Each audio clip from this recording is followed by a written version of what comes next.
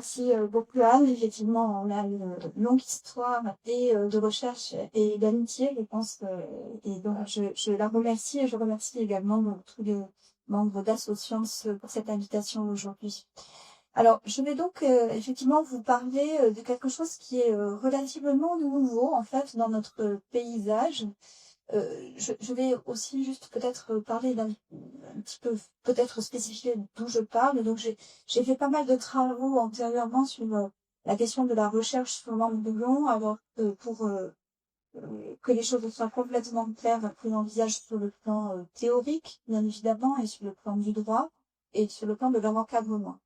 Et donc, ce point de vue que j'ai regardé en particulier les années, au regard de ces modèles embryonnaires, je vais bien sûr expliquer pour ceux qui ne savent pas de quoi on parle.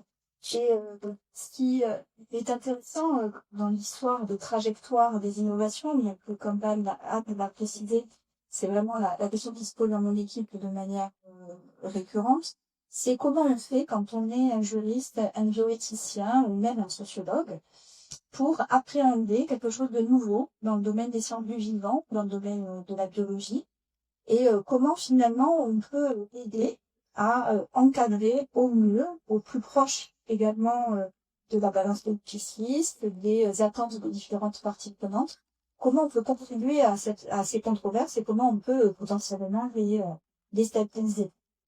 Donc c'est un petit peu ce qui se passe avec donc les modèles embryonnaires qui, comme le titre l'indique, sont considérés comme des nouveaux modèles d'études dans le domaine de la biologie et donc qui soulèvent aujourd'hui de nombreux enjeux de gouvernance, que ça soit en France ou à l'étranger. Alors, j'ai donné 2 exemples ici d'articles, il y en a eu pas mal depuis 2021 et ce que je voudrais spécifier, c'est que bien sûr, on va s'intéresser aux modèles embryonnaires humains, parce que les modèles embryonnaires animaux existent déjà depuis un petit peu plus longtemps. Donc, dans ces 2 articles, un qui est issu d'une revue scientifique, donc Médecine Science, qui a été écrit par une équipe de Nantes, qui travaille, donc des biologistes, qui travaillent sur les modèles embryonnaires depuis un petit moment. Et puis Le Monde, donc un journal plus grand public, qui s'est également saisi de ce sujet. Donc vous le voyez, l'article du Monde date de 2021, l'article scientifique, lui, date de 2023. Et donc on comprend bien que on a une nouveauté, voilà, on a quelque chose qui arrive, qui est nouveau, et Le Monde lui-même, 2 ans plus tard, va titrer que ces nouveaux modèles embryonnaires, finalement, posent un certain nombre de questions, notamment en termes d'encadrement. Et la question qui se pose, bien évidemment, c'est de savoir si ces modèles embryonnaires sont des embryons, sont quelque chose d'autre, et donc comment on peut les encadrer, comment on peut les réguler. Alors, un modèle embryon... Hop là, c'est allé trop vite pour moi. Un modèle embryonnaire, alors je ne suis pas biologiste, donc les biologistes qui sont dans la salle m'excuseront peut-être de mon discours approximatif, mais en gros, un modèle embryonnaire, c'est une construction cellulaire tridimensionnelle, en 3 dimensions, qui va permettre notamment d'explorer ce que l'on appelle la boîte noire. Donc la boîte noire, c'est ce que vous voyez ici, et ce sont des modèles qui vont mimer la préconception, le moment de la conception et les quelques semaines que l'on appelle la boîte noire, qui sont en fait en embryologie, mais également dans le domaine de la procréation, un domaine qui est très mal connu, très mal décrit sur le plan de la biologie, notamment parce qu'on n'arrive pas à avoir accès à ce qui se passe réellement dans la vraie vie, pour plein de raisons, on n'y arrive pas, y compris pour des raisons juridiques. Et au final, ces modèles permettraient finalement d'explorer plus avant ce qui se passe au moment de la procréation et surtout permettraient d'apporter des réponses à des problématiques de fausse couche, par exemple spontanées, récurrentes chez les femmes, permettrait non seulement de connaître mieux l'embryogénèse, mais également d'apporter des solutions thérapeutiques dans le futur à des couples ou des femmes qui ont aujourd'hui des problématiques en termes de procréation. Alors, ces embryons synthétiques, en fait, je crois que ce qui est le plus important, et c'était pour moi important de le dire dès maintenant, hop là, Non, ça se voit pas. Donc, ces modèles ne sont pas issus de la fécondation. C'est extrêmement important. Ce ne sont pas des embryons issus de fusion de gamètes. Ce sont des modèles qui sont, en sciences sociales, on dirait bricolés, donc sur lesquels on va utiliser des techniques biologiques et qui vont permettre d'obtenir un amas de cellules qui va mimer cette période embryonnaire, donc de la fécondation jusqu'à 14 ou peut-être potentiellement plus tard, 14 jours ou peut-être plus tard, c'est ce qu'on essaie de faire de toute façon. Et donc ces modèles-là ne peuvent pas aujourd'hui être considérés clairement comme des embryons. Alors, je le dis comme ça, mais j'ai essayé aussi de démontrer, notamment à travers ce que le droit dit de ce qu'est un embryon et de ce que la jurisprudence dit de ce qu'est un embryon. Mais aujourd'hui, on ne peut pas les qualifier d'embryons. Il y a même donc des auteurs qui parlent d'embryons non humains. Alors c'est le cas notamment de Madame Van Becker dans son article publié dans Cell Stem Cell en 2023.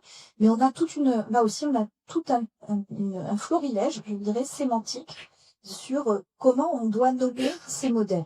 Donc on a modèle embryonnaire à usage scientifique, modèle embryonnaire, on a embryoïde, on a embryon synthétique.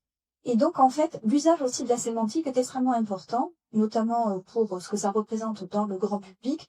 C'est-à-dire que si on appelle ça embryon quelque chose, donc embryon même non humain, embryon synthétique, on renvoie à la notion d'embryon, alors même que cela n'en est pas.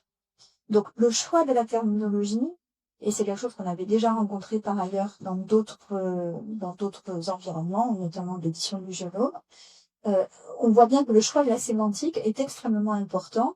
Et donc c'est pour ça que moi personnellement j'utilise modèle embryonnaire ou embryoïde pour qu'il n'y ait pas de confusion.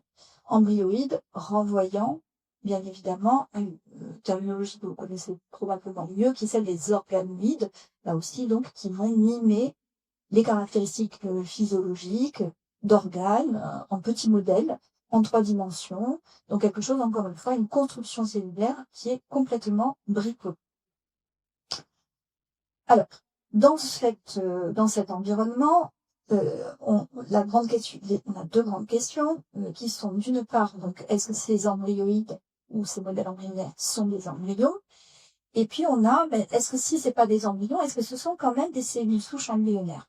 Vous savez peut-être que aujourd'hui, en recherche, on utilise ce qu'on appelle des lignées cellulaires, donc des cellules souches qui sont dérivées de l'embryon, mais qui sont dérivées. Donc c'est-à-dire qu'on va prendre une partie en fait des cellules de l'embryon que l'on va utiliser, que l'on va pouvoir dériver avec des procédés biotechnologiques. Et ça, c'est quelque chose qui est complètement admis, qui ne pose pas, qui pose encore un certain nombre de questions, mais en tout cas, qui est bien régulé aujourd'hui, que ce soit à l'échelle française ou à l'échelle européenne. Donc, cette question de savoir comment positionner ces modèles embryonnaires, c'est est-ce que c'est un embryon? Oui, non. Est-ce que ce sont des cellules souches embryonnaires? Oui, non. Et pourquoi on se pose cette question? C'est parce que le concept, en fait, de cellules souches embryonnaires est un concept qui a fait beaucoup de chemin ces dernières années et que l'on maîtrise de mieux en mieux. Alors, elles sont importantes, premièrement, parce qu'aujourd'hui, on y a accès. Donc, toutes les problématiques que je vais présenter aujourd'hui, il y a quelques années, on ne pouvait pas les imaginer, tout simplement parce qu'on n'avait pas accès à l'embryon, on n'avait pas accès aux cellules embryonnaires. Donc, aujourd'hui, on y a accès, et donc on peut en faire quelque chose.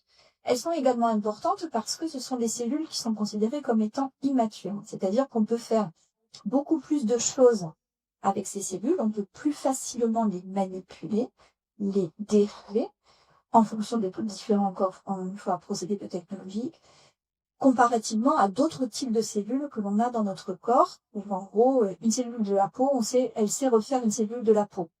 Une cellule embryonnaire, elle sait refaire une cellule de la peau, une cellule de foie, une cellule de cardiaque. Elle est capable de faire plein d'autres choses que ce qu'elle était à l'origine. Et c'est en raison de cette immaturité qu'on est capable de le faire. Donc ce sont des cellules qui sont extrêmement prometteuses, mais qui aujourd'hui ne sont utilisées qu'en recherche, ne sont pas encore utilisées dans de la thérapie.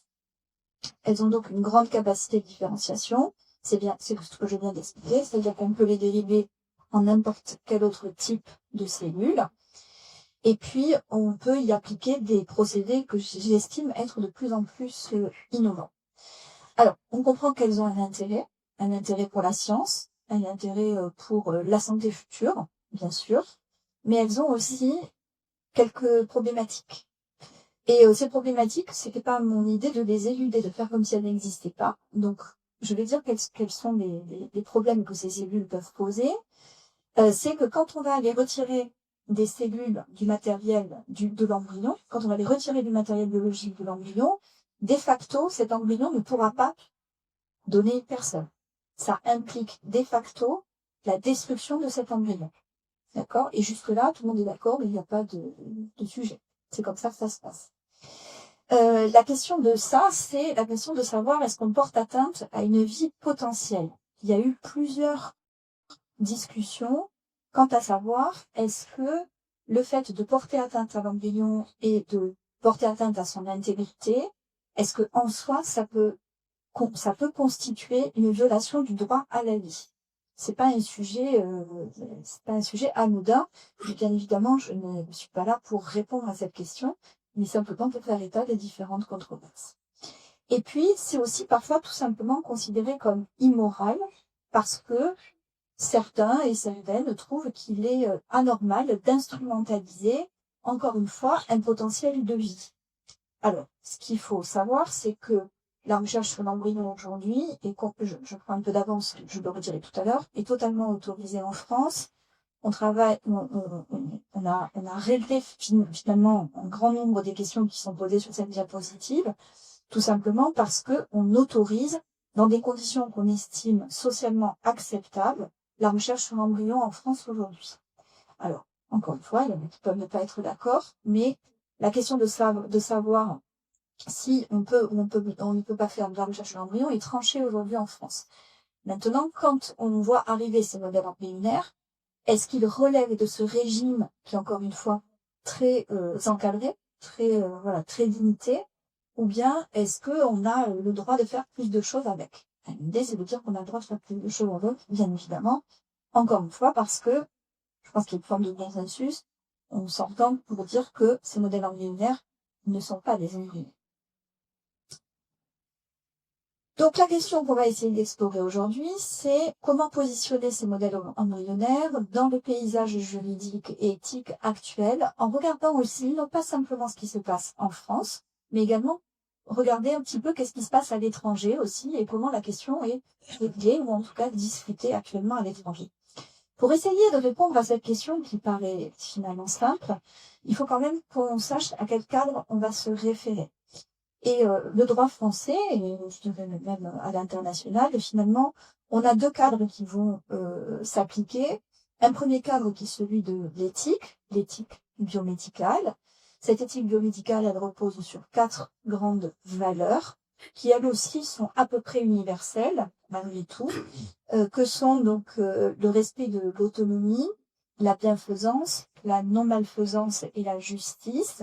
Ces 4 principes ont pour objectif, quand on va prendre une décision pour autrui, de se dire, eh bien, il faut qu'on soit capable de cocher les cases de ces 4 grands principes et d'expliquer en quoi ils sont et comment ils sont respectés. Ce que je voudrais clairement indiquer ici, c'est que quand on parle d'éthique, on ne parle pas de normes obligatoires, on ne parle pas de règles obligatoires, c'est ce vers quoi on doit tendre. D'accord? C'est aspirationnel. C'est ce vers quoi on doit tendre. De l'autre côté, on a le droit. Alors nous, en France, je ne vais pas vous expliquer que nous aimons beaucoup la règle de droit, on fait beaucoup de droit, qu'on aime bien mettre du droit à peu près partout. Et le droit, la grande différence avec l'éthique, c'est que pour le coup, ça c'est obligatoire. Et ces règles de droit, elles vont permettre de faire quoi? Elles vont permettre de qualifier. Donc on va donner une définition. Des fois, on n'y arrive pas. Pour l'embryon, clairement, on n'y arrive pas.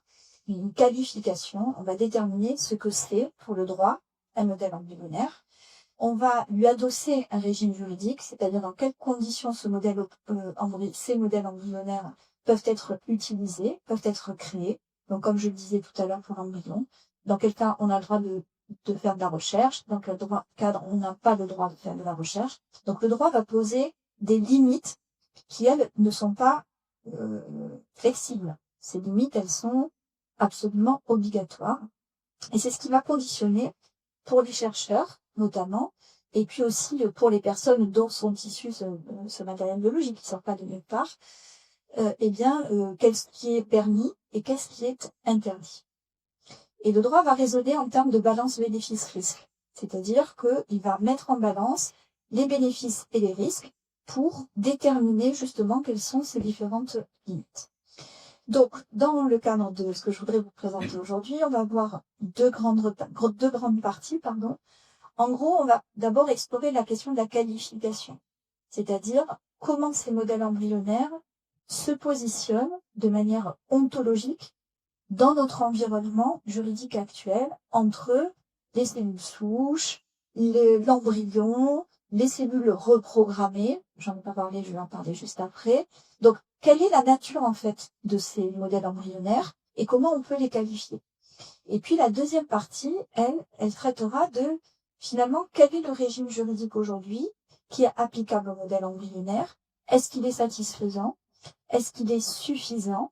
Et quel est l'état des controverses? C'est-à-dire, est-ce que si on doit le faire évoluer, dans quel sens, finalement, enfin, les discussions en ce moment, sur quoi elles portent pour faire évoluer ce cadre. Donc, sur la nature ontologique de l'ensemble de ces cellules, la question, vous l'aurez compris, c'est un embryon, une cellule souche, un embryoïde, est-ce que c'est une personne potentielle? Ça a toujours été la question qui s'est posée dès le départ quand on a commencé à réfléchir à la qualification de l'embryon et à comment on pouvait positionner l'embryon dans l'environnement de la recherche. Il faut partir de c'est très sensible l'histoire. Il faut partir, en fait, je vais pas vous faire un cours de droit, parce que c'est pas le but aujourd'hui, mais il faut quand même partir d'un concept de base qu'il faut que tout le monde comprenne pour qu'on comprenne la suite, qui est qu'en droit, on ne connaît que deux grandes catégories. D'une part, on connaît les personnes, et d'autre part, on connaît les choses. C'est ce qu'on appelle la summa divisée. Et donc, le droit va réglementer l'usage, la manière dont ces objets ou ces sujets vont se comporter dans la société en fonction de cette summa diviso, de cette distinction. Et donc pour l'embryon, on va prendre la question de l'embryon au départ, puisque c'est quand même celle qui est la plus marquante et qui est la plus, je pense, parlante pour tout le monde. C'est en gros, est-ce qu'un embryon c'est une personne ou est-ce que c'est une chose? Bon, je vous rassure, le droit n'a pas résolu cette question, je ne la résoudrai pas moi non plus, mais c'est l'objet en fait de la controverse. Et pourquoi c'est différent? Parce que une chose, ça peut être une table, un immeuble, un ordinateur, ça peut être un animal aussi. Il a un régime un peu particulier, l'animal, parce qu'aujourd'hui, c'est un être doué de sensibilité. Donc, il a été un peu upgradé, je dirais, dans la catégorie des choses. Mais une chose, clairement, on peut la vendre, on peut la louer, on peut, pour un animal, le tuer, donc on peut faire tout un tas d'opérations sur les choses qu'à aucun moment on ne justifierait de faire sur une personne. Une personne, elle est dotée de ce qu'on appelle les droits de la personnalité, et au titre desquels, en premier, se pose la question de son autonomie. Donc une personne, c'est quelqu'un qui est capable d'entendre ce que l'on de contractualiser, dans le domaine médical, de savoir de comprendre qu'est-ce qu'on va lui faire, capable de recevoir une information, elle est capable de donner son consentement, ou à contrario, de ne pas le donner. Donc une personne, elle a une dignité, également. Donc il y a tout un tas d'attributs qui sont dont sont dotées les personnes, qui ne sont pas transposables dans le domaine des choses. Donc, quand on reprend nos différentes catégories, donc les embryons, les cellules souches embryonnaires, je vais dire deux mots des cellules IPS parce que je me rends compte que j'ai supprimé les diapositives qui expliquaient ce que c'était. Donc, les cellules IPS, ce sont des cellules induites pluripotentes, qui sont en fait des cellules qui vont être retirées de notre corps en tant que personne, en tant qu'adulte. Donc ça peut être souvent des cellules de la graisse, et que l'on va, là aussi, grâce à des procédés biotechnologiques, auxquels on va redonner des propriétés embryonnaires. Donc on va les faire régresser dans leurs propriétés et leur donner un caractère quasi embryonnaire, si vous voulez. Et ce procédé biotechnologique, ce procédé biotechnologique a fait l'objet, en fait, d'un prix Nobel de médecine, je pendant des années 2000, je ne me souviens plus exactement de la date, donc par un chercheur japonais, donc le professeur Yamanaka, qui a obtenu le prix Nobel de médecine pour ses travaux sur les cellules souches iPS. Ces cellules souches, elles ont bien évidemment un intérêt qui est majeur, qui est qu'elles ne sont pas embryonnaires.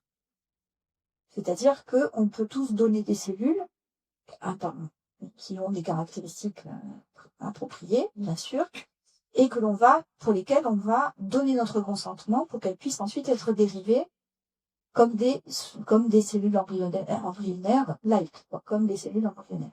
Donc, c'est que ça vient, si vous voulez, apporter une certaine forme de réponse, mais pas totalement.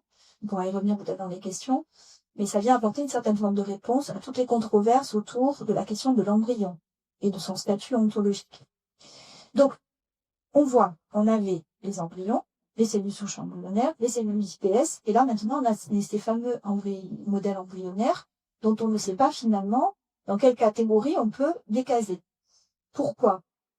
Parce que ces modèles embryonnaires, ils peuvent soit être dérivés de cellules souches embryonnaires ou de cellules souches iPS. Donc ces fameuses cellules adultes qui sont reprogrammées. Donc pour bricoler, il faut bien qu'on ait un matériel de base. Et ce matériel de base, c'est soit des cellules souches embryonnaires, soit des cellules souches iPS. Donc en France, sur cette question de la définition, de la qualification, on est encore toujours dans la partie sur l'ontologie, en France, et on a botté en touche. Et on a botté en touche depuis longtemps. C'est-à-dire que nous n'avons pas donné de définition juridique, de qualification juridique à l'embryon. Il n'y a pas de définition, donc on ne peut pas dire qu'un modèle embryonnaire c'est un embryon, puisque déjà on manque un peu de critères pour dire qu'est-ce que c'est qu'un embryon. Donc on n'a pas de définition. On n'a pas non plus, au fil du temps, donc peut-être que certains d'entre vous le savent, donc toute la question de la recherche sur l'embryon est traitée dans les lois bioéthiques. Je reviendrai tout à l'heure dans le régime juridique sur l'évolution de ces lois. Donc la question de l'embryon et de la recherche sur l'embryon est traitée dans les lois de bioéthique.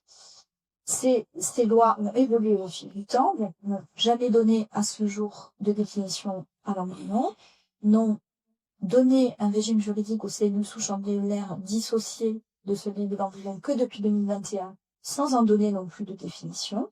Et finalement, la loi a choisi de ne donner une définition qu'aux cellules souches reprogrammées, donc à ces fameuses cellules souches iPS.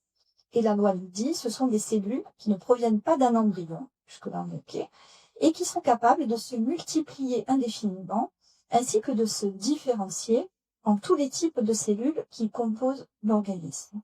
Alors, question légitime qui devrait m'être posée, c'est pourquoi, finalement, ce sont les seuls qui disposent d'une définition juridique. Eh bien, de mon point de vue, je ne pensais pas aussi clair que ça dans les débats parlementaires, mais de mon point de vue, si on a donné une définition à ces cellules, c'est parce qu'elles disposent d'un régime d'autorisation qui est allégé. Au niveau de l'Agence de la biomédecine, quand on veut faire de la recherche sur ces cellules-là, comme elles posent moins de problématiques éthiques, puisque ce sont des cellules qui sont prélevées chez des adultes, eh bien, il a fallu leur donner une définition pour bien s'assurer qu'on était dans un régime dérogatoire et que finalement ça posait pas trop de problèmes. Donc, est-ce que les modèles embryonnaires rentrent dans cette définition, dans d'autres définitions? On n'en sait rien. Et puis, autre source peut-être pour aller chercher un peu des éléments de qualification, c'est dans la jurisprudence. Donc, la jurisprudence, c'est les arrêts des cours des juges du fond, notamment tribunal administratif, mais également des arrêts, il y a eu un arrêt aussi d'une cour administrative d'appel de Paris, donc 2 arrêts qui ont été rendus en 2003 et en 2005, qui eux n'ont pas donné de définition non plus, mais par contre qui ont posé un jalon important de distinction entre les cellules souches embryonnaires et les embryons, et clairement dans ces 2 arrêts qui ont été rendus à Paris, les juges ont bien expliqué que les cellules souches embryonnaires, donc encore une fois, ce sont des lignées qui sont bricolées, ne sont pas des embryons. Donc, on ne peut pas considérer une lignée cellulaire comme un embryon. Le Conseil constitutionnel, ça c'était juste pour vous donner une information générale, a lui aussi statué un petit peu sur la question de l'embryon. On a parlé tout à l'heure de dignité, par exemple. Eh bien, il a clairement exprimé dans cette décision de 1994 que l'embryon in vitro, donc c'est-à-dire détaché du corps de la mère, d'une future maman, donc dans une boîte de pétri, ne pouvait pas en fait être protégé au titre des grands principes constitutionnels. Et à contrario, l'embryon in vivo, lui, par contre, aurait probablement plus de droits, un meilleur niveau de protection que l'embryon in vitro. Toujours sur cette question ontologique. L'Union européenne a rendu 2 arrêts qui sont allés beaucoup plus loin que le droit français. Donc, au niveau de la Cour de justice de l'Union européenne, 2 arrêts ont été rendus. Donc, un premier, vous voyez, en 2011, qui va donner pour la première fois une définition positive de l'embryon. Donc, qui va expliquer ce que c'est techniquement et sur le plan de la biologie, un embryon. Et c'est donc tout ovule humain, dès le stade de la fécondation, tout ovule humain non fécondé dans lequel le noyau d'une cellule humaine mature a été implanté, et tout ovule humain non fécondé qui, par voie de parthénogenèse, a été induit à se diviser et à se développer. Cette définition, elle laissait quelques zones d'ombre concernant nos cellules embryonnaires. Et nos cellules souches embryonnaires, on ne savait pas trop si c'était dans ou à l'extérieur. Et finalement, la Cour de justice, je vois même plus la date, je crois que c'est 2013. Je ne vois pas la date. 2014. Oh, pardon, vous voyez mieux que moi. Normalement, on ne voit rien du tout sur mon écran. Voilà. Donc, en 2014, je l'ai pas très loin, est venu en fait compléter cette première définition de 2011 en disant que qu'est-ce qui ne constitue pas un embryon humain. Et clairement, quand on lit la définition donnée par la Cour, c'est clairement les lignées cellulaires embryonnaires et les cellules souches embryonnaires. Donc, tant que ça peut... Et en fait, le critère que la Cour a retenu et qui va être important pour la suite de notre réflexion autour des modèles embryonnaires, c'est qu'il n'y a pas de capacité intrinsèque à se développer en un être humain. Et ça, c'est le critère qui fait dire que c'est pas un embryon humain. D'accord? Donc, puisque c'est ça le critère, la question légitime, c'est est-ce qu'un embryoïde, ou un modèle embryonnaire, peut se développer en un être humain? Question logique qui vient après celle après les critères élaborés par la Cour. Et bien là, bien sûr, je ne vais faire que poser des questions. Parce que quand on prend l'avis de l'Agence de la biomédecine qui a été rendue l'année dernière, donc à peu près à la même période, en automne 2023, sur justement la question des modèles embryonnaires, l'agence a fait une distinction qui aujourd'hui est généralement admise entre les modèles embryonnaires considérés comme étant intégrés et les modèles embryonnaires étant considérés comme étant non intégrés. Les modèles non intégrés sont ceux, selon l'agence, mais encore une fois, c'est vraiment une distinction qui est communément admise dans la communauté scientifique. Ces modèles non intégrés, finalement, ils pourraient jamais se développer en un embryon humain. C'est-à-dire qu'ils n'ont pas toutes les capacités intrinsèques pour se développer en un embryon humain. En revanche, ce que dit l'agence, c'est que les modèles intégrés, eux, ils auraient potentiellement, en l'état actuel des connaissances, et après amélioration de protocole, donc on prend quand même quelques précautions, ils pourraient acquérir la capacité de former un fœtus, voire un nouveau-né. Donc on voit bien que sur quelque chose où on était quasiment sûr de dire que c'était du bricolage biologique, aujourd'hui, on se pose la question en l'état des connaissances de demain, du futur. Vous savez, maintenant, la science va tellement vite, moi, j'ose même plus dire que ça va être après-demain, je ne sais pas. Ça peut aller très vite. Mais finalement, est-ce qu'à un moment donné, on sera en capacité quand même d'avoir des modèles cellulaires qui ne seront pas issus de la fécondation, mais qui vont potentiellement avoir toutes les caractéristiques d'un embryon qu'on pourrait réimplanter.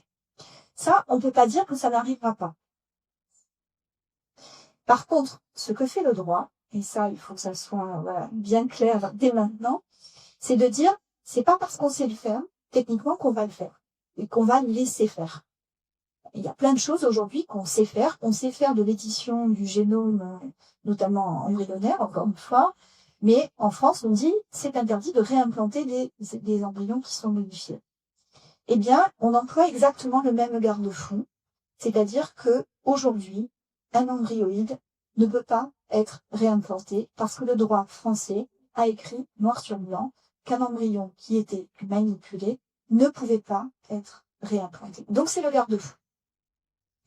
Donc, je ne peux pas aller bien plus loin sur la question de la nature ontologique. Il n'y a pas de définition. Quand on va voir le régime juridique, il n'y a pas plus de définition dans la loi de 2021 sur ce qu'est un modèle embryonnaire.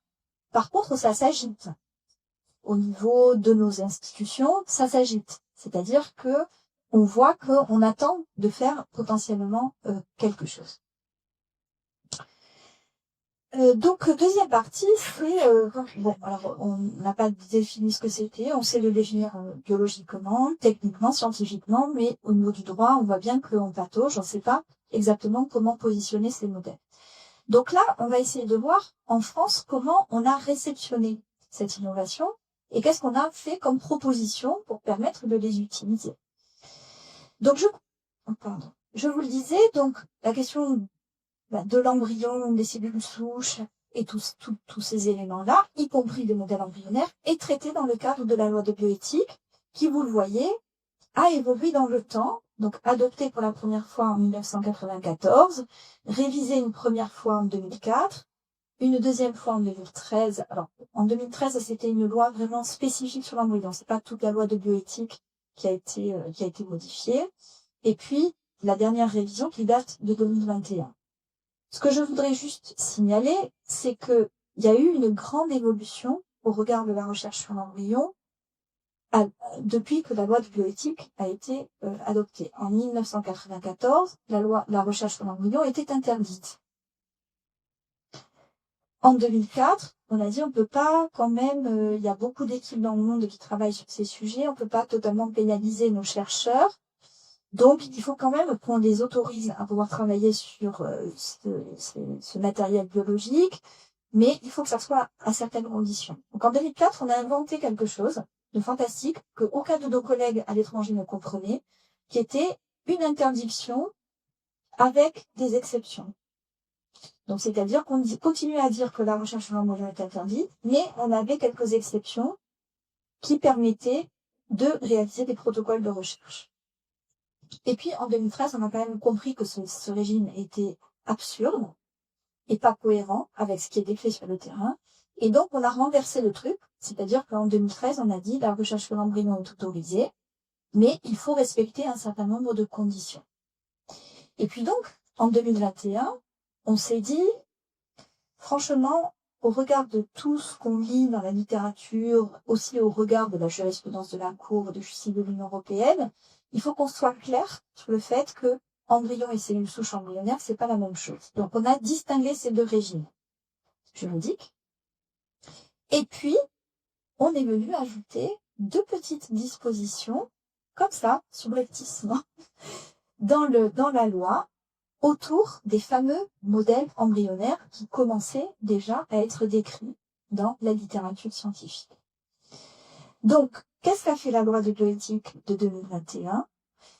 Elle a continué finalement ce qu'elle avait toujours fait depuis 2004, c'est-à-dire raisonner selon une approche conséquentialiste, c'est-à-dire réglementer les usages de l'embryon et des cellules souches embryonnaires sans en donner de définition. Elle a également inscrit dans la loi, et ça c'est important de le dire, quelque chose qui était complètement admis dans le monde scientifique, qui est que on n'a pas le droit, en fait, de faire de la recherche sur l'embryon au-delà de 14 jours. Vous allez me dire, pourquoi 14 jours ? Parce que après 14 jours, on estime que le système nerveux central commence à se mettre en route. Et donc, pour éviter tout malentendu sur ces questions de personnes potentielles, etc., pour en rester à l'échelle cellulaire, on a décidé de cette limite des 14 jours qui était donc professionnellement admise depuis longtemps, et aujourd'hui qui est un délai légal. D'accord? C'est un délai légal depuis 2021. Maintenant, si on en vient à nos modèles embryonnaires. Ces modèles embryonnaires, bien sûr, aujourd'hui, on arrive à les cultiver jusqu'à 14 jours. Mais ce qu'on sait et ce dont on est sûr, c'est qu'on va arriver à les cultiver plus longtemps. Donc ça voudrait dire que si ce ne sont pas des embryons, ce que nous sommes tous d'accord pour dire, on peut dépasser cette limite des 14 jours et vraiment étudier en profondeur la fameuse boîte noire jusqu'à 28 jours. C'est en tout cas ce qui est souhaité dans le monde scientifique. Donc vous voyez que finalement la question est quand même complexe en termes, encore une fois, de qualification, de régime juridique et de qu'est-ce qu'on a le droit de faire et qu'est-ce qu'on n'a pas le droit de faire. Donc aujourd'hui, on a 3 régimes dans le droit français. L'embryon, les cellules souches embryonnaires et les cellules souches iPS. Et on a 2 interdictions qui sont réitérées, qui sont très fermes. C'est l'interdiction de créer des embryons pour la recherche, les embryons humains. C'est pas partout pareil. Il y a des pays où on a le droit de créer des embryons pour la recherche. C'est le cas de l'Angleterre, par exemple, de Royaume-Uni. Nous, en France, c'est une interdiction ferme sur laquelle on n'a pas bougé. Et puis l'interdiction, encore une fois, de réimplanter un embryon modifié. Donc, en gros, le droit a 3 grandes catégories de 3 grands cadres de réglementation que j'ai résumé ici avec, alors c'est pas pour vous montrer dans le détail de tout ce qui est écrit sur cette diapo, mais c'est plutôt pour vous montrer que chacun de ces régimes, de chacune de ces catégories, dispose d'un régime qui lui est propre, d'un régime juridique qui lui est propre, avec, encore une fois, des conditions qui sont strictes. C'est-à-dire que pour faire de la recherche sur l'embryon aujourd'hui en France, je vous rappelle, on n'a pas le droit de créer des embryons directement pour la recherche.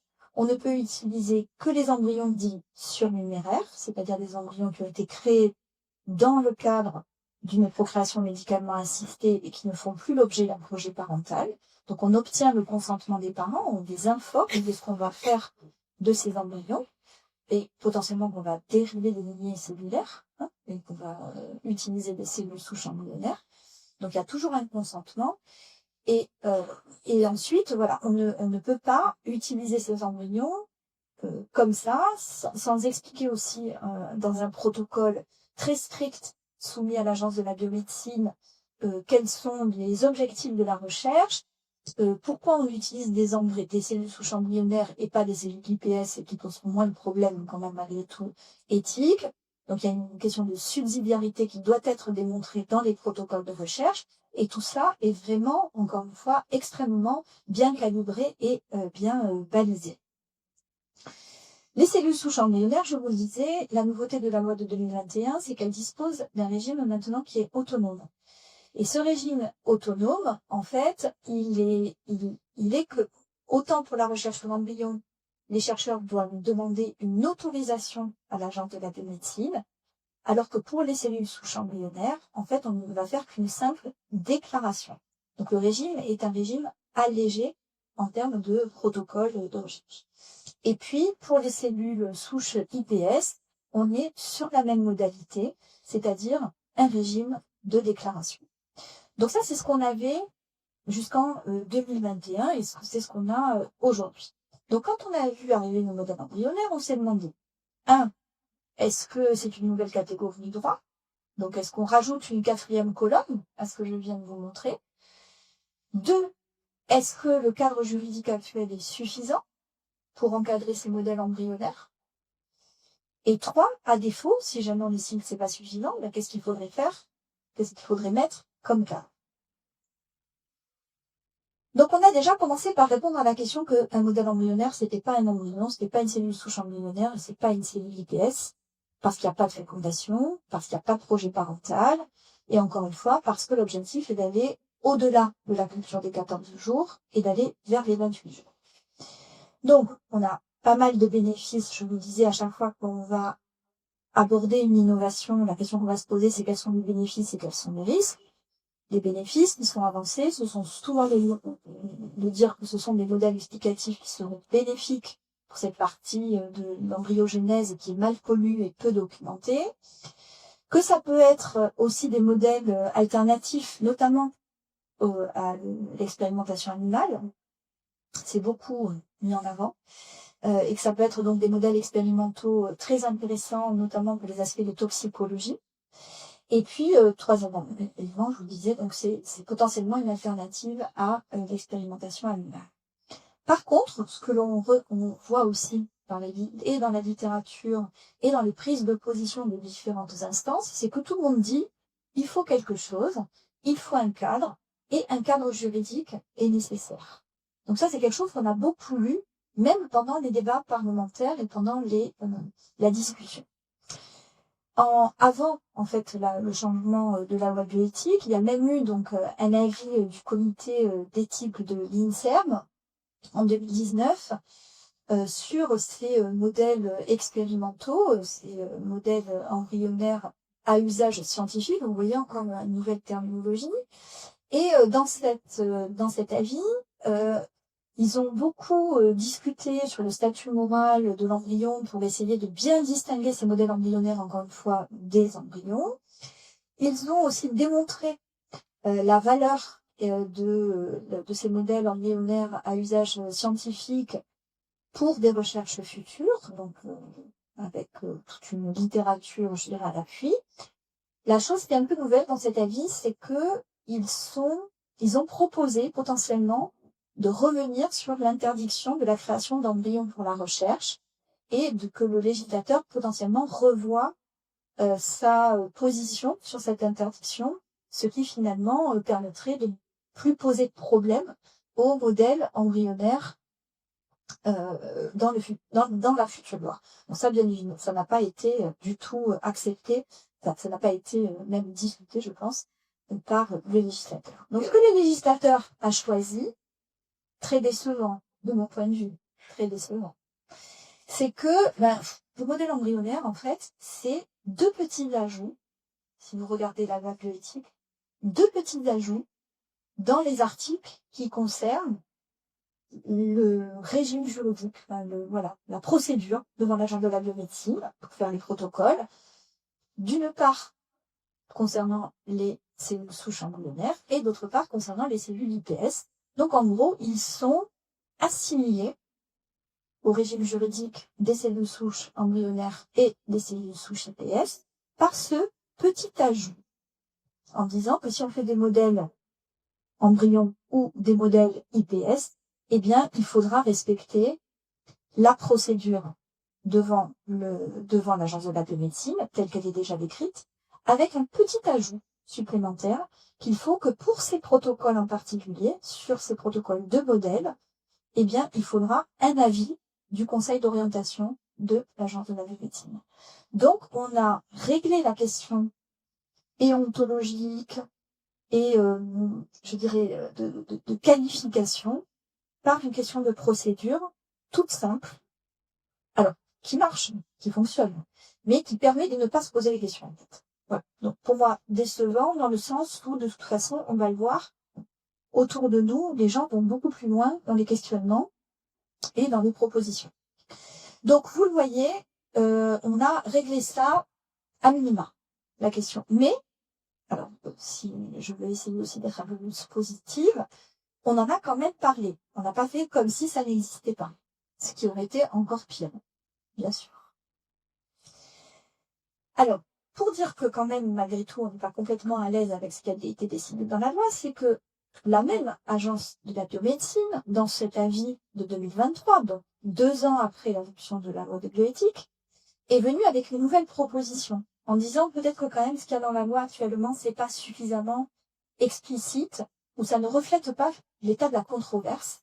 Donc peut-être qu'il faut qu'on aille un petit peu plus loin, et donc l'agence propose ce qu'elle appelle une troisième voie.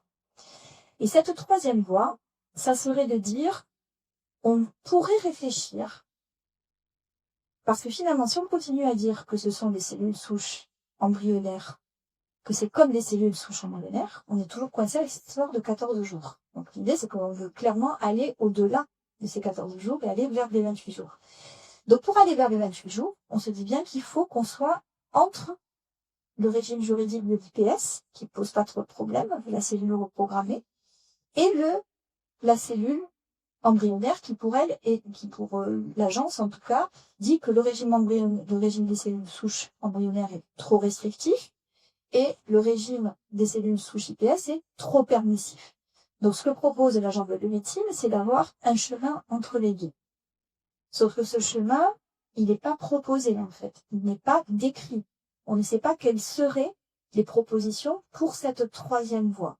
Alors, j'imagine pas mal qu'au sein de l'agence, il y a beaucoup de gens qui réfléchissent à cette question et qu'on risque probablement d'avoir d'autres propositions dans les mois ou dans les années à venir. Mais l'agence s'est, je dirais, contentée de dire qu'il faudrait qu'il y ait une troisième voie sans vraiment donner les modalités de cette troisième voie. Donc voilà où nous en sommes en France. Donc c'est encore une fois un régime qui est susceptible d'évoluer dans le futur. Ailleurs dans le monde, eh bien, juste bon pour vous rappeler qu'il n'y a pas de consensus du tout sur la recherche sur l'embryon. Donc on ne peut pas avoir des généralités sur ce qui se passe autour de la recherche sur l'embryon parce qu'on a en fait 3 grandes catégories d'États. On a des États où c'est permis, c'est très permissif, on peut faire ce qu'on veut à partir sur l'embryon, on peut créer des embryons, je vais vous donner quelques exemples. Il y a des pays parmi lesquels nous sommes qui sont plutôt restrictifs, avec des conditions qui sont imposées, et puis des pays où carrément la recherche sur l'embryon est interdite, ce qui est le cas de l'Allemagne, par exemple, et de l'Italie. Donc, au sein même de l'Europe, on a des régimes juridiques qui peuvent être très différents. Le résultat de ça, c'est que, puisqu'on a des régimes qui sont très hétérogènes, les pratiques de recherche sont elles-mêmes hétérogènes. Donc, le droit conditionne ce qu'on a le droit de faire, encore une fois, et ce qu'on n'a pas le droit de faire. Et donc, on a des pays qui sont à des stades de maturation et des stades d'avancement très différents autour de la recherche sur l'embryon. Et là, donc, je vous donne quelques exemples. J'ai pris l'exemple de l'Italie, le Royaume-Uni ou encore la France, ou encore, voilà, autour de la création d'embryons pour la recherche. Je voudrais juste essayer d'expliquer pourquoi on a ces différences, parce que vous pourriez me dire, ben quand même, on est en Europe, ça me fait bizarre qu'on ait vraiment un environnement aussi hétérogène. Eh bien, en fait, c'est parce que on a vraiment la question de l'embryon, des cellules souches embryonnaires, repose très fortement sur les valeurs portées par un pays dans un environnement particulier. Et donc, on a beaucoup de mal à avoir des valeurs totalement universelles, voire universalisables. Et autour de cette question de l'embryon, on est très conditionné, justement, par la vision de la valeur, de la vie, la valeur. Et donc, et d'ailleurs, c'est pas que sur la question embryonnaire que ces différences peuvent se mesurer. C'est tout ce qui est autour, clairement, de la procréation. Donc, il y a vraiment des valeurs culturelles nationales qui sont très différentes d'un pays à l'autre. Et donc, on a beaucoup de difficultés à parvenir à une harmonisation en Europe. Il n'y a pas un seul texte qui fait état de règles générales concernant l'embryon en Europe. Il y a aussi donc des stratégies de développement qui vont reposer sur une volonté politique qui est forte, qui va avec d'ailleurs ces valeurs.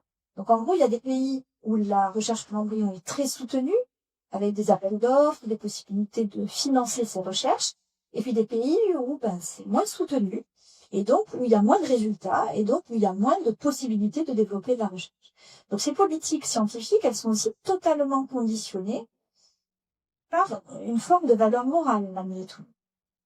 Et donc ça a un impact, encore une fois, sur les pratiques de recherche, et puis sur les stratégies scientifiques. Alors, pour finir, dans les quelques minutes qui me restent, on va revenir bien sûr sur nos modèles embryonnaires. Alors, en sachant qu'il y a, là aussi, on pourrait avoir des contre-exemples. Il y a notamment donc aux États-Unis des jurisprudences qui vont contre le modèle qu'on est en train d'essayer de défendre ici en Europe sur le modèle embryonnaire. Il y a des juridictions qui ont apporter une vision très restrictive, comme quoi un embryon, par exemple congelé, était assimilable à un enfant. Il y a une décision de l'année dernière en Alabama qui est allée jusqu'à déterminer qu'un embryon dans une boîte de pétri devait être considéré comme un enfant. Bon, nous on est plutôt dans une démarche inverse dans les pays européens, qui est de dire, il faut quand même, voilà, démontrer, et je pense qu'on y arrive, que quand même un modèle embryonnaire n'est pas un embryon. Par nature, les natures sont quand même très différentes. Et donc, il y a une forme de consensus qui est quand même en train d'émerger autour de ces modèles et de leur régime. Là, j'ai donné quelques exemples de discussion, il y en a plein d'autres. En Norvège, par exemple, comme vous voyez, un rapport de 2022 qui a été publié pour savoir s'il fallait changer, en fait, et ils sont en train, en fait, de le faire. En Norvège, ils sont en train de changer leur réglementation pour mieux réguler, donc offrir un espace plus large à ces modèles embryonnaires, mais également contrôler finalement les déploiements, pas que ça se passe dans la nature tout seul. Donc en Norvège, c'est le cas. Aux Pays-Bas, ils sont également en train de réfléchir à potentiellement modifier leur réglementation autour des cellules souches embryonnaires pour intégrer ces nouveaux modèles et notamment dépasser cette problématique de la culture, on peut dire de la cultivation, non pas du tout, de la culture au-delà des 14 jours. Et puis au Royaume-Uni, c'est normal, ils ont une législation qui est beaucoup plus permissive que la nôtre, donc ils se sont également saisis au niveau du Parlement du Royaume-Uni sur la question de ces cellules souches. Et en fait, qu'est-ce que disent un peu tous ces textes? J'ai fait une petite analyse très rapide, c'est que il y a un consensus partout sur l'extension du délai de culture. Ça, vraiment, c'est le driver, je dirais, qui est on veut aller jusqu'à 28 jours. Bon, on n'est pas encore capable complètement de le faire, hein, mais voilà, c'est l'objectif. Deuxième élément de consensus, c'est il faut qu'on change notre réglementation. Il n'y a pas un pays actuellement, et la France compris, hein, puisque l'Agence de la biomédecine va dans ce sens, il n'y a pas un pays qui dit le cadre juridique actuel est suffisant. Vous vous rappelez, j'avais posé quelques questions tout à l'heure. On voit bien que quand même la tendance est de dire qu'il faut qu'on modifie notre réglementation et qu'on l'adapte à ces modèles embryonnaires. Et puis, il y a quand même un flou qui est lié en fait aux différents systèmes juridiques des pays européens. Donc, je pense pas qu'on aura un document législatif européen sur le sujet. Je pense que chaque pays va faire dans son coin. Mais donc, sur la manière de le mettre en œuvre, il y a encore des flous qui sont persistants. Est-ce que ça doit être juste des bonnes pratiques professionnelles? Est-ce que ça doit être vraiment dans la loi? Voilà, les modalités de comment cette réglementation doit évoluer, là, pour le coup, il y a encore une forme de diversité en fonction des pays européens. Et encore, tout va dépendre des législations actuelles et de comment ça va s'intégrer dedans ou pas. Je voudrais également vous signaler, donc puisqu'aujourd'hui on devait parler un peu de gouvernance, que au-delà en fait de ces prises de position institutionnelles par des institutions qui sont proches en fait du pouvoir législatif, qui sont l'antichambre de la loi, il y a aussi d'autres arènes dans lesquelles on s'est saisi de cette question, notamment donc un projet qui s'appelle le projet Hybrida, qui est juste en train de se terminer, qui est un projet européen, qui a fait état, notamment, donc ce rapport est public, vous pouvez le lire, il est en anglais. Donc j'ai traduit quand même l'ensemble des recommandations avec DeepL. Hein. Donc je maintenant, vous savez qu'avec l'intelligence artificielle, voilà, il est de bon ton quand même de mentionner quand on utilise des outils d'intelligence artificielle, et c'est donc ce que je fais sur cette diapositive. Et donc, ce sont deux chercheurs, donc un juriste et un philosophe, alors que nous connaissons bien avec Anne, avec qui nous avons travaillé il y a quelques années, qui ont donc, dans le cadre de ces projets Hybrida, eux aussi fait une forme d'appel à une meilleure réglementation des modèles embryonnaires, en disant, donc, on sait que quand même c'est bénéfique pour la connaissance scientifique. Par contre, ces modèles, ils échappent à certaines réglementations en Europe. Ils ont fait une étude un peu de droit comparé. Donc, ils se sont bien rendus compte que dans les différents pays, on n'en était pas au même stade. Et que il faudrait quand même voir à quel moment on peut les considérer comme étant des embryons et à quel moment on doit dire que ce ne sont pas des embryons. Rappelez-vous, modèle intégré, modèle non intégré. Donc, il y a vraiment besoin de faire quelque chose. Il y a vraiment, encore une fois, un appel à avoir une approche réglementaire qui soit plus stricte. Et puis, pour finir, quand on parle de gouvernance, on essaye de parler de l'ensemble des acteurs. Donc, on a parlé de l'antichambre de la loi, on a parlé des chercheurs. Et puis maintenant, donc, dernier acteur, qui est extrêmement puissant dans le domaine des cellules souches embryonnaires, c'est la Société internationale pour la recherche sur les cellules souches. Et cette société internationale a une voix prépondérante, je dirais, parmi les chercheurs. C'est vraiment une des bonnes pratiques que cette société édicte depuis très longtemps dans le domaine des cellules souches embryonnaires, dans le domaine de la recherche sur l'embryon, et sont extrêmement suivies, extrêmement écoutées. Donc c'est vraiment une société scientifique qui a la voix au chapitre. Eh bien, elle vient de mettre à jour en 2023 ces lignes directrices pour la recherche sur l'embryon et sur les cellules souches embryonnaires, en recommandant que la recherche sur les modèles d'embryons intégrés ne soit entreprise que sur la base d'une justification scientifique. Donc eux-mêmes mettent un coup de frein en disant on va pas le faire juste pour le faire, il faut le faire si on a un intérêt scientifique à le faire, parce qu'autrement c'est un peu dangereux. Et après un examen approfondi et l'approbation, ça me fait une petite sourire, et l'approbation, je vais vous dire pourquoi, d'un processus de surveillance scientifique et éthique spécialisé. Alors qu'est-ce qui me fait sourire là-dedans? C'est que aujourd'hui en France, par exemple, la question de l'évaluation éthique de ces protocoles n'est pas vraiment posée. Alors, la seule solution qu'on a trouvée, c'était de dire, vous vous souvenez ce que j'ai expliqué tout à l'heure, c'est qu'il y aura un avis du Conseil d'orientation de l'Agence de la biomédecine sur ces protocoles. Moi, la question que je pose, c'est est-ce que le Conseil d'orientation de l'Agence de la biomédecine est suffisamment armé ou suffisamment outillé en son sein pour véritablement répondre aux questions et scientifiques et aux questions éthiques.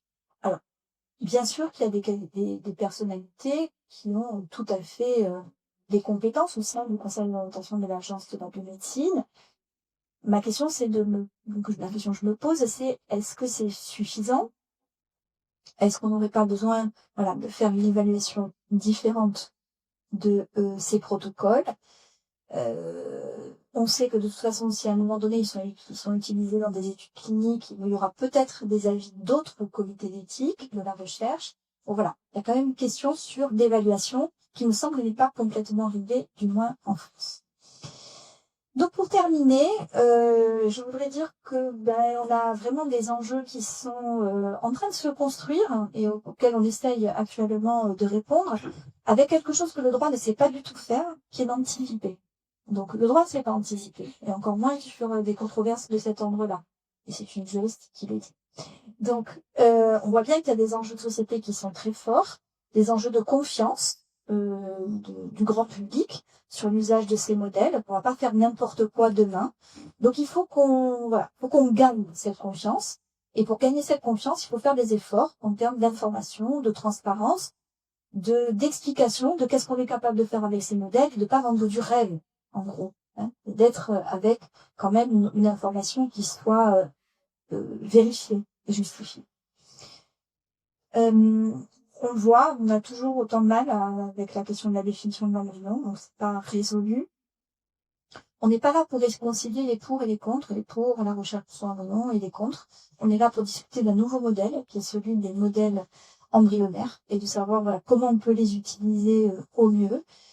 Je pense qu'il faut recentrer les propos sur les questions d'utilité sociale, et quel est le bénéfice que ça va apporter, quels sont les risques potentiels, bien les identifier, que ça soit sur le plan scientifique, parce que là, moi, je vous ai parlé comme une juriste, comme une bioéthicienne. Je n'ai pas parlé de toutes les problématiques qui existent encore sur le plan de la science. C'est-à-dire que le truc n'est pas totalement stabilisé sur le plan scientifique. Donc, encore une fois, il ne faut pas vendre du rêve. On est en train d'évaluer ces modèles. On n'est pas en train de les utiliser. Donc, c'est ce que je dis, en gros, dans l'avant-dernier point, c'est qu'aujourd'hui, on n'en est pas encore au stade, quand même, de dire qu'on va arriver à avoir des constructions cellulaires qui vont être viables dans le futur. Et de toute façon, pour être viable, il faudrait qu'elles soient implantées dans un utérus. Et puis, je crois que vous le voyez, vous l'avez perçu, il y a une grande complexité de ce cadre juridique qui est même très complexe pour nous, les juristes, même si on est des spécialistes de cette question. C'est des boîtes qui s'emboîtent dans des boîtes, et donc c'est vraiment un environnement qui est très complexe.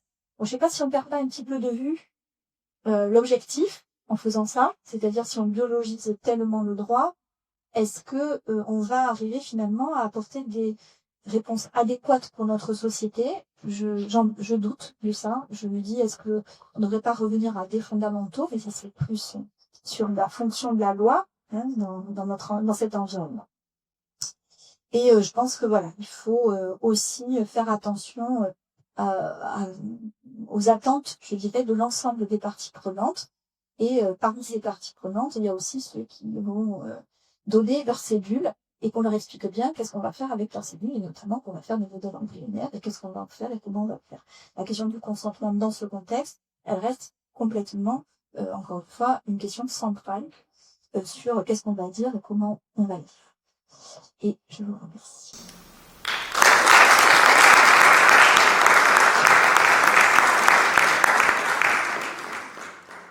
Je voulais savoir au niveau d'un laboratoire qui serait dans un pays où tout est interdit, s'il s'installe dans un autre pays où il y a l'interdiction, il dépend de quel droit, le droit de son pays ou le droit du pays où il s'installe. C'est le droit du pays où se trouve le laboratoire.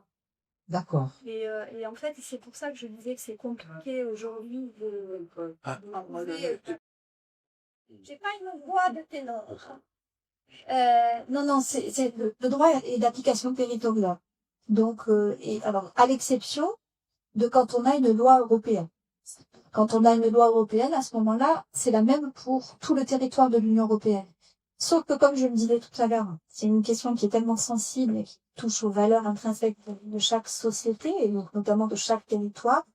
Eh bien, on n'a pas de consensus européen sur la question de l'embryon, des modèles embryonnaires. Alors, peut-être que pour les modèles embryonnaires, je ne perds pas espoir, parce que je vous ai évité quelques autres éléments juridiques, mais il y a actuellement d'autres textes qui sont en cours de discussion. On pourrait imaginer que dans ces textes, les modèles embryonnaires qui ne peuvent jamais être considérés comme des embryons, c'est-à-dire notamment les modèles non intégrés, finalement pourraient faire l'objet d'une harmonisation européenne. Pourquoi pas? Ça, voilà, pourquoi pas. Mais c'est une question qui est tellement sensible que voilà, elle est réglée dans chaque pays et le droit qui est applicable dans un pays et le droit s'applique sur le territoire du pays. Et en fait, notre question me fait penser à quelque chose qu'on a quand même pu observer, et notamment concernant la recherche sur l'embryon, en Italie, par exemple, où les chercheurs ont quitté l'Italie pour pouvoir travailler sur alors parce que c'était des spécialistes aussi des modèles, des cellules souches embryonnaires, et donc ils se sont expatriés pour pouvoir travailler. Et dans ce cas-là, excuse-moi, au niveau des résultats obtenus, ça reste dans le pays où ça a été, parce qu'en fait, le chercheur appartient à une institution. Donc, si son laboratoire se trouve sur le territoire français, les résultats appartiennent à son institution. Mais dans les revues scientifiques, ça paraît ici et lu par toute la communauté. Oui, bien sûr, oui. Après, ça n'a pas d'incidence. Ça peut avoir de l'incidence. Ça peut avoir de l'incidence en matière de propriété intellectuelle, hein, l'endroit où on se trouve, mais après, effectivement, la connaissance circule. Ouais. Mais je pense que les chercheurs sont attachés dans le pays. Je vous remercie de votre exposé. Des questions. La première, à un moment donné de votre exposé, vous avez parlé des procédures biotechnologiques. J'imagine qu'elles sont utilisées justement par cette transfert des caractères embryonnaires au caractère épidermique ou je sais pas, d'autres types de cellules. Et quels sont ces types de procédures? Et la deuxième question, à un moment donné, vous avez parlé aussi de l'intelligence artificielle. Les supports de ces modèles embryonnaires, il y a un support informatique et un support... voilà, je voudrais que vous mettiez les choses sur les questions.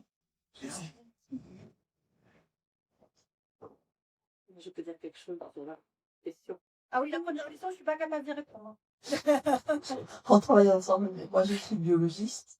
Alors sans entrer dans les protocoles précis, les expérimentations auxquelles faisait allusion Emmanuel, c'est qu'on parle d'une cellule différenciée une cellule de la peau, une cellule du foie, et on va la dédifférencier. C'est-à-dire qu'on va la rendre plus immature, on la rend enfant, si vous voulez, peu adulte, on la refait passer à un niveau plus jeune où elle a davantage de capacités. Et donc, il y a effectivement des expériences, des protocoles, et alors là, je ne peux pas rentrer moi non plus dans le détail précis parce que ça évolue aussi euh, assez fortement. Ces expériences qui, d'une cellule complètement différenciée, vont lui faire perdre ses capacités qui sont les caractéristiques, par exemple, spécifiques d'une cellule de la peau, d'une cellule du foie, pour redevenir une cellule immature. C'est ça, ce procédé, en fait. Je te laisse répondre sur Oui, alors là, je faisais référence à l'intelligence artificielle sur les opérations de traduction, donc je n'en parlais pas dans le cadre mais vous avez raison, on peut imaginer probablement aussi, puisque, en fait, l'intelligence artificielle aujourd'hui se déploie beaucoup, notamment sur les opérations d'imagerie. Donc, on fait beaucoup d'imagerie. J'ai plusieurs de mes collègues qui travaillent, qui sont biologistes dans le domaine des cellules souches embryonnaires et qui font des trucs fantastiques en termes d'image. C'est splendide. Et donc, on peut imaginer que quand même l'intelligence artificielle, à un moment donné, va potentiellement pouvoir aussi être utilisée au bénéfice du développement de ces modèles. C'est pas du tout exclu. Donc, vous avez raison. Donc, même si c'était pas mon propos aujourd'hui, vous avez raison. Merci pour votre intervention. Je me posais la question, est-ce qu'en France, il y a eu beaucoup de condamnations concernant les recherches sur l'embryon? Est-ce qu'il y a beaucoup de scientifiques qui osent transgresser la loi? Oui, alors merci pour votre question. Je suis pas je vais pas rentrer dans le détail sur les questions de jurisprudence, mais en fait, il y a des décisions de justice, mais pas dans le sens de celles que vous évoquez. C'est-à-dire, il n'y a pas de scientifique qui aujourd'hui a été condamné pour avoir transgressé la loi française avec les conditions qu'elle pose aujourd'hui à la recherche sur l'embryon. Donc ça, c'est pas le cas. Par contre, il y a beaucoup de jurisprudence aujourd'hui parce que il y a plusieurs personnes qui sont, et même des associations qui sont contre la recherche sur l'embryon et les conditions de la loi en France et qui attaquent très régulièrement en fait les autorisations données par l'Agence de la biomédecine. Et donc là, oui, on a un contentieux qui est régulier. Et donc le dernier en date, c'est un arrêt. Et alors en fait, ces associations sont régulièrement déboutées, c'est-à-dire qu'on ne fait pas, on ne prend pas en compte leurs demandes. Là, leur demande a été très récemment, hein, le dernier arrêt, qui est celui du Conseil d'État, date du mois de juillet 2024. Donc là, très récemment, l'Agence de la biomédecine a eu 2 de ces autorisations annulées, mais pour des raisons de procédure. Donc c'était pour des raisons qui étaient purement liées à des demandes d'autorisation pour la recherche qui finalement n'avaient pas été faites par les laboratoires, etc. Mais ensuite, à l'appui de ces demandes, il y avait quand même c'est toujours le même argumentaire autour du respect de l'embryon, etc. Et là, le Conseil d'État, en l'occurrence, n'a pas tenu compte de ces éléments-là. Et c'est basé, encore une fois, uniquement sur des éléments très procéduraux. Donc, il y a un contentieux, mais pas à l'égard des chercheurs. Au stricto sensu, plutôt à l'égard de leurs institutions. Là, on a parlé de la situation chez l'homme. Alors, chez les animaux, bon, il n'y a pas de règles précises, on peut faire ce qu'on veut. Alors, ma question, c'est... Quand même, Plus ou moins. Ma question, c'est... On peut faire des chimères Oui. chez les animaux. Oui. Et en fait, aussi, on a mis des cellules humaines dans les animaux, des cellules souches. Est-ce qu'il y a des règles précises pour ce qu'on peut faire dans ce domaine-là? Oui, il y a des règles précises et normalement, on ne peut pas faire de chimère. Donc, dans l'autre sens, c'est-à-dire qu'on n'a pas d'injecter des cellules animales chez l'homme. Enfin, voilà. Dans ce sens-là, on n'a pas le droit de le faire. Voilà. Les chimères entre animaux. Ah, ça, je pense qu'on peut faire ça. C'est les biologistes animaux qui savent. Moi, je pense que oui. oui, je pense que oui. Mais dans l'autre sens, non. Et en fait, ça a été il y a eu beaucoup de discussions en fait, quand même, sur ce sujet. Mais on est toujours sous un régime dans notre parole. Qui est cet exposé, ça pourrait être sur d'autres sujets, ça montre en fait comment, je trouve que ça illustre bien, comment en fait les discussions de fond sur l'évolution des technologies, ce qu'on peut faire, peut pas faire, influencent la façon dont les chercheurs travaillent. Et là, bon, pour parler de science, tout ça, alors souvent on voit, et dans beaucoup de nos conférences, on voit ce qu'une nouvelle technologie apporte comme progrès ou avancement de connaissances possibles, mais on a rarement l'occasion de voir comment l'interaction avec le législateur, tous ces débats qui existent sur des questions de fond, qui continuent de persister, de toute façon, des questions d'éthique, interagissent finalement, elles font des espèces de ponts et de multiplicité d'acteurs qui influencent profondément la façon dont la recherche se fait. Je trouve que c'est une belle illustration de ça pour du jour. Oui, alors ce qu'on peut aussi remarquer, c'est que quand même, il y a beaucoup de prudence dans ce domaine. Vous l'aurez compris, c'est peut-être pas pour toutes les grandes innovations technologiques qu'on a ce niveau en fait de prise de conscience ou de prise de position. Mais on voit que quand même, c'est un sujet très sensible. Ça ressemble un peu à déjà, alors dans une moindre mesure peut-être, mais je parlais un peu d'édition du génome embryonnaire tout à l'heure. C'est un peu ces mêmes modalités en fait. On voit que aujourd'hui la science ne s'affranchit plus du tout de ces enjeux éthiques. Clairement, voilà, la science se pense aussi par rapport à la société. Clairement. Et c'en est un bel exemple. Faut espérer ça. Oui, oui. Après, ça reste quand même, c'est ce que je disais avant de venir, c'est que ça reste une niche, quoi. C'est-à-dire, là, ce que je vous ai présenté aujourd'hui, c'est vraiment quelque chose, voilà, qui est c'est très spécialisé. Mais voilà, Anne disait, j'ai fait une conférence à Paris il n'y a pas longtemps sur le même sujet. La salle était bondée, mais bondée. Et en fait, les gens, et c'était vraiment une conférence grand public, hein, c'était pas une conférence juste scientifique. J'ai été très étonnée de comment les gens se saisissent, et tant mieux, encore une fois. Voilà, tant mieux, parce que quand on explique les choses, j'imagine avec un peu de pédagogie, on peut comprendre les enjeux, c'est pas non plus... voilà, on est là pour ça aussi.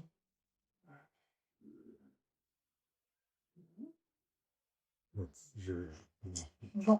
Ah, vas-y. En fait, une question naïve, il n'y a pas d'organisme bioéthique au niveau de l'Europe, en fait. Parce que je m'aperçois que c'est très, très divers. Et les comportements en Europe, l'Allemagne et l'Italie, par exemple, j'ai été étonné de l'apprendre en plus. Ah oui, Ouais, qu'il y avait des applaudissements. oui, alors, en fait, si, il y a des organismes qui réfléchissent à l'échelle de l'Europe, alors que ce soit au niveau du Conseil de l'Europe ou au niveau de l'Union européenne, il y a des comités d'éthique qui réfléchissent, notamment dans les sciences de la vie, et qui réfléchissent à ces questions-là. En revanche, on n'a jamais réussi à faire de consensus sur la question de l'embryon. À chaque fois qu'on a essayé d'évoquer la question de l'embryon et des cellules souches embryonnaires, etc., à l'échelle européenne, là je parle de l'Union européenne, on a toujours marché sur les patins. C'est-à-dire, on a dit, ben, si dans les pays, la recherche sur l'embryon est autorisée, par exemple, une des formules classiques, si la recherche sur l'embryon dans les pays est autorisée, alors elle devra respecter telle ou telle règle. Mais on ne dit pas, il faut que la recherche soit autorisée ou il faut que la recherche soit interdite. Et après, à côté de ça, on va dire, oui, mais les protocoles de recherche qui vont être proposés pour répondre à un appel d'offres européen, ils ne peuvent pas utiliser des embryons. Ils peuvent utiliser des unicellulaires, mais ils ne peuvent pas utiliser, si ça entraîne la destruction de l'embryon, ça ne sera pas financé par l'Union européenne. En fait, c'est des petites touches comme ça qu'on a, mais qui sont pas... il n'y a rien de global. Rien de global. Je peux poser la parole? Oui, bien sûr. Oui, l'histoire de la médecine depuis Hippocrate, c'est toujours des considérations éthiques qui sont bloquées. Ils ont bloqué la chirurgie, ils ont bloqué la fécondation, ils ont bloqué. Et petit à petit, toutes ces barrières, ils sont tombées. Et vous croyez que cette barrière, c'est la dernière ou il y aura encore d'autres? Celle-là, elle va être résistante. Hein. Non, celle-là, elle est résistante.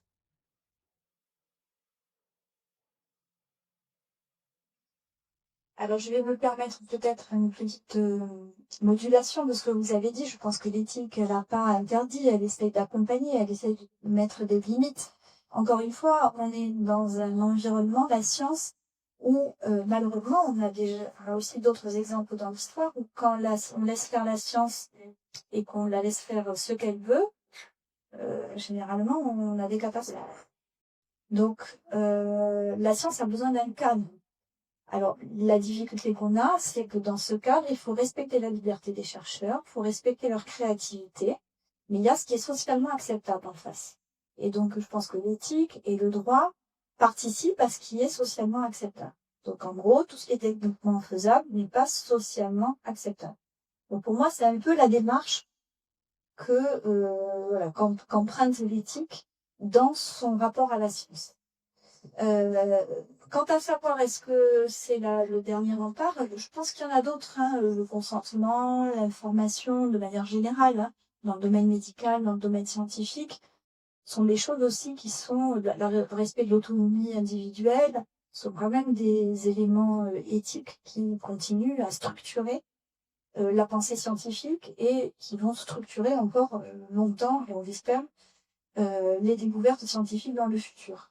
Là, sur le sujet de la question de l'embryon, modèle embryonnaire, c'est une souche embryonnaire, etc., on est sur des positions qui sont très morales. Et sur des postures qui sont très morales et qui ont du mal à évoluer dans le temps. Et enfin, en tout cas, qui évoluent plus lentement que d'autres dans le temps. Et je pense que c'est très résistant. En fait, je pense que les résistances actuelles sont... je vois, en fait, notamment les pays où il y a d'interdiction, l'Italie, l'Allemagne, ils sont pas prêts de bouger, en fait. Ils sont pas prêts, il n'y a pas de levier pour dire que ça va bouger. Et c'est là depuis un moment. Pour pas vous passer le livre. Mais est-ce que ces interdictions, finalement, ne favorisent pas d'autres façons de faire la recherche? Je pense notamment aux simulations informatiques. Mon fils est biochimiste, il travaille sur des ordinateurs. Et en fait, il crée des modèles. Moi, il m'expliquait l'autre fois qu'il participe à des concours de modélisation. Et c'est en un deuxième temps que finalement, peut-être par la pratique, on va voir si le modèle est cohérent ou pas.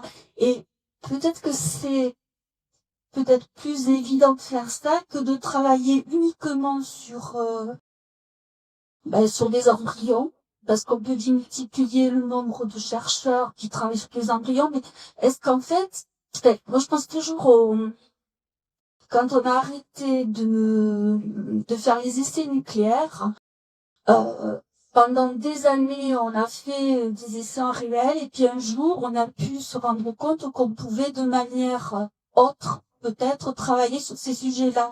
Donc je me dis, est-ce qu'il n'y a pas un moment où peut-être on sera plus obligé de travailler sur les embryons? Je sais pas, ou de manière peut-être beaucoup plus restreinte.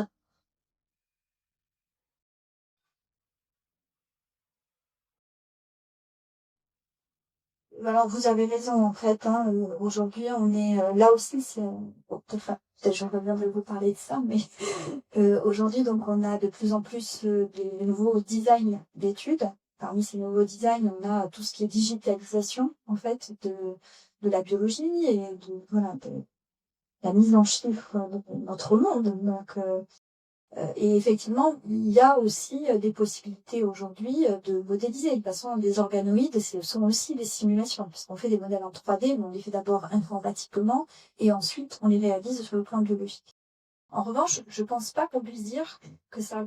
Je pense qu'il va y avoir un appui de ces nouvelles technologies informatiques au développement scientifique, mais en revanche, elles ne vont jamais remplacer la biologie. parce que il y a besoin de faire des tests grandeur nature, enfin, je veux dire, sur la matière vivante. Et ça, je suis pas. Peut-être que, bien sûr, dans le camp futur, peut-être qu'on fera plus jamais de biologie, ça, je sais pas, je n'ai pas de cristal, mais c'est pas pour demain. En l'état actuel des connaissances, on a besoin quand même de valider sur du vivant, puisque l'informatique ne peut pas mimer totalement le vivant. Et donc, on a quand même besoin de valider un certain nombre de résultats sur le vivant. Par contre, la place des outils informatiques, on parlait un peu d'intelligence artificielle tout à l'heure, mais des modélisations, tout ça, ça fait partie de la nouvelle façon de faire de la science, et ça fera de plus en plus partie de la science de demain, c'est sûr. Merci à toutes et à tous. Merci.